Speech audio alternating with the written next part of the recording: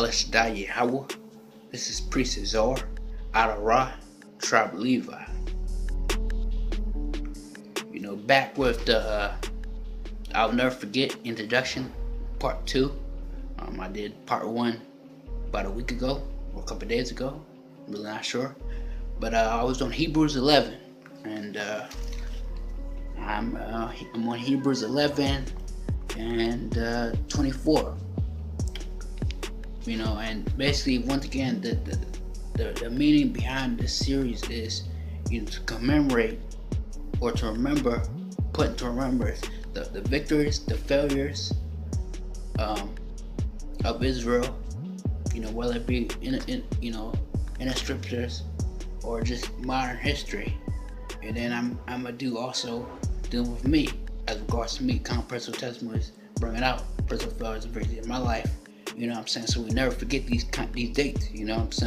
Because we're always told to keep in remembrance of these certain things, and that's probably one of the biggest problems in Israel today. We're not remembering, our power, man. And because of that, we're in the situation we're in, man. We're very defiant people, man. Very disobedient, very rebellious. This is a rebellious people. Those who will not seek your help, man. So let's go. This is Hebrews 11 and 24. By faith, Moses, when he became of age, refused to be called the son of Pharaoh's daughter. Because Moses had charity. Charity in what? Understanding he was part of that chosen lineage, man. And he's ready to suffer for his people. Verse 25. Choosing rather to suffer affliction with the people of God than to enjoy the passing pleasures of sin, And that's where, you kind of got to look at Israel and say, do some of you truly want to, those who's in the truth, do you truly want to bring your people back to truly get in tune with the heritage, man? Or would you like to play, the game of, no, I'm not a Christian, but I still teach the same, Christian doctrines. I'm just going to say I'm Israelite to save face, There's monetization and money in teaching Christianity and religion, man. So do you enjoy the pleasures of sin, Esteeming the reproach of Hamashiach, rather riches, greater than riches, than treasures in Egypt, for he looked to the reward. By faith he forsook Egypt, not fearing the wrath of the king, for he adored as seeing him who is invisible. So he endured just like, as if he seen you out, man. By faith he kept the Passover and the sprinkling of blood, lest he who would destroy the firstborn should touch them. By faith they passed through the Red Sea as by dry land, whereas the Egyptians attempting to do so were drowned. Because we had charity. We understand when we crossed that Red Sea, Yahweh was with us, man. Therefore, we understood and had in our mind that we're gonna cross, man. The Egyptians do not have faith. They do not have charity. They were saying the gods of you. They were saying Horus and Satan and all of them, which have no power. Which I'm gonna go in and commit pretty soon, man. I got something for you. By faith, the walls of Jericho fell down after they were encircled for 7 days. We know they're blowing the trumpets and the horns 7 days straight, walking and marching around the walls. Because Joshua had charity, and the men he put to do those certain things, man. To have in charge to lead the march, man. I believe he was in charge of the march, but I could go back to that story. And all these stories you see here, in Hebrews. I'm going to touch on again, just in the longer version. So I'm going to touch on these certain events, categorized just like it is. So the first one most likely is going to be Cain and Abel, and really go more in depth in another video. So, you're going to hear these stories again. By faith, the harlot Rahab did not perish with those who did not believe, but when she had received the spies with peace. And what more shall I say? For the time would fail me to tell you of Gideon, and Barak, and Samson, and Jephthah, also of David, and Samuel, and the prophets. Gideon, man.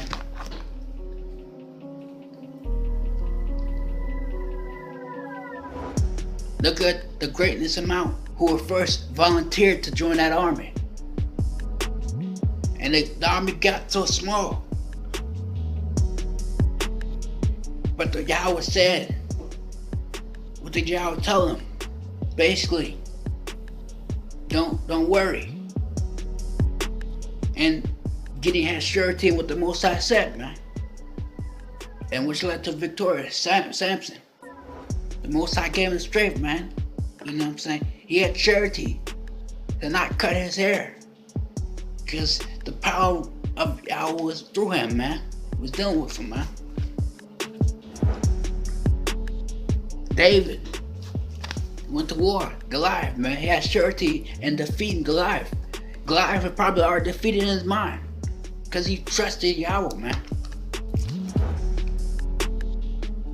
You could keep going. Samuel, prophets, over and over.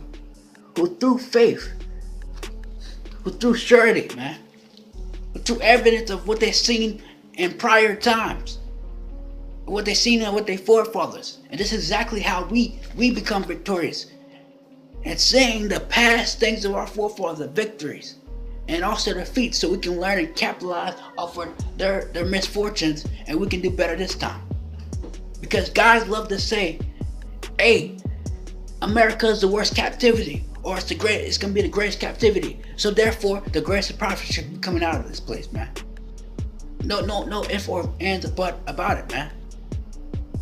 So guys may be lying, you know what I'm saying, and it's not the greatest captivity. Or you know what I'm saying, guys just want to play a game like it's the greatest captivity. How? If we're not putting the greatest amount of work, the greatest amount of profit should be out this thing, man.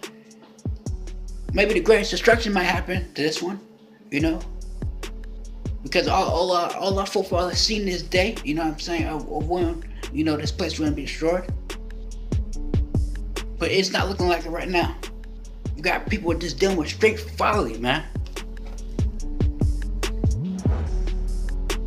Who through faith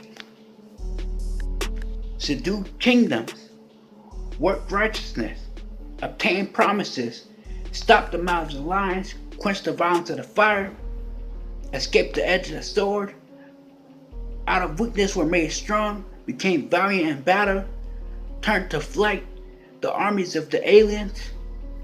Women received their dead raised to life again. Others were tortured, not accepting deliverance that they might obtain a better resurrection. Still others had trials of mockings and scornings, yes, and of chains and imprisonment. And if our forefathers suffer these things, our ancestors suffer these things, prepare for those who's truly diligent suffer these things, man.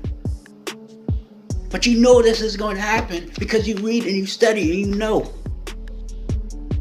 My forefathers went through these things, and I'm ready to do this because I trust the Most High in everything. Because we're not going to lead upon our own understanding, but He who gives us the understanding.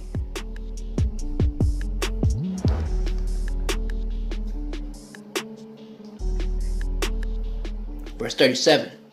They were stoned. They were sawn in two. Were tempted. They were slain with the sword.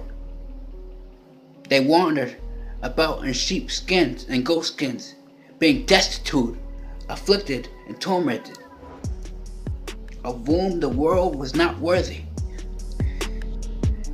They wandered in deserts, and in mountains, and in dens, and in caves of the earth. And all these, having obtained a good testimony through faith, did not receive the promise. Yahweh having provided something better for us, that they should not be made perfect apart from us.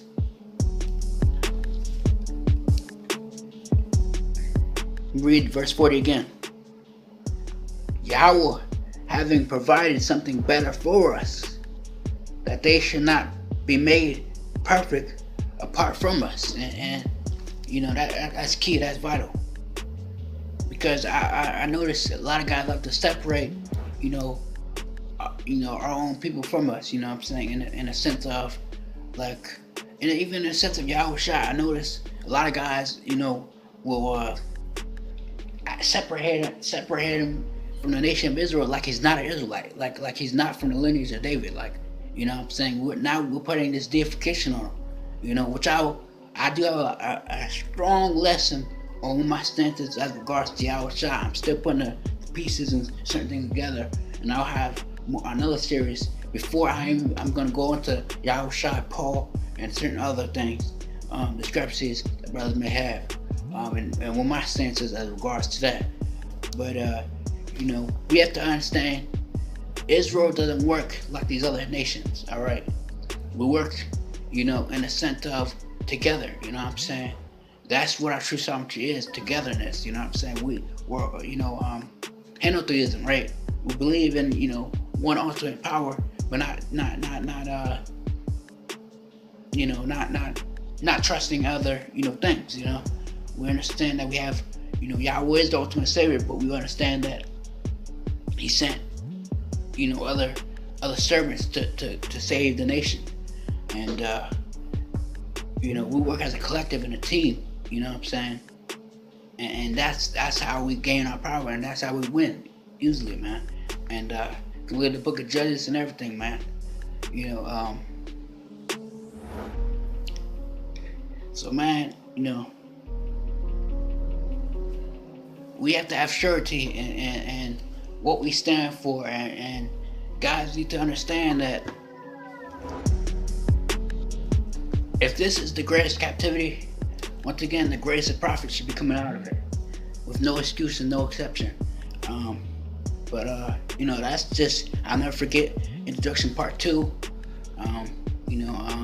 I don't know why I'm gonna do the next couple videos. I do need to finish the series as regards to sickness of the mind, and I'm going through the physical sickness this time. You know what I'm saying? And this part, I have like at least 100 and some odd scriptures as to dealing with this. So that will be the next video that I'll be uploading, most high willing. But I hope brothers got edified. Once again, this is Priest Yazar Ahdarath, tribe of Levi, with this Shalom.